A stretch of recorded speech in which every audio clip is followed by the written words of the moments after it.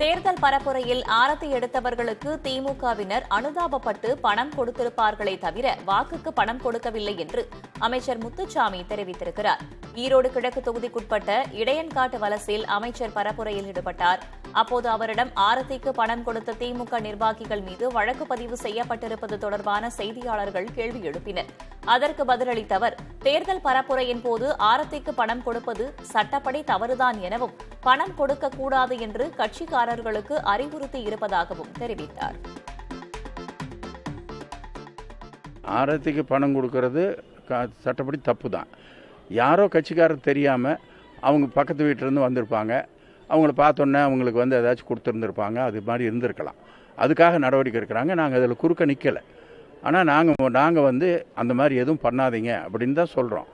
இப்போ சில இடத்துல லட்சக்கணக்கான கட்சிக்காரங்க இருக்காங்க. சில இடத்துல யாராச்சும் பக்கத்தில் இருக்கிறவங்க வந்திருந்தாங்கனாக்கா அந்த குழந்தைங்க அல்லது வயசானவங்களாக இருந்தால் அவங்க மேலே ஒரு அனுதாபப்பட்டு அவங்க ஏதாச்சும் கொடுத்துருக்கலாம். தேர்தலுக்கு ஓட்டு போடுங்கன்னு கொடுத்துருப்பாங்கன்னா தப்பு. அந்த மாதிரி கொடுக்கல.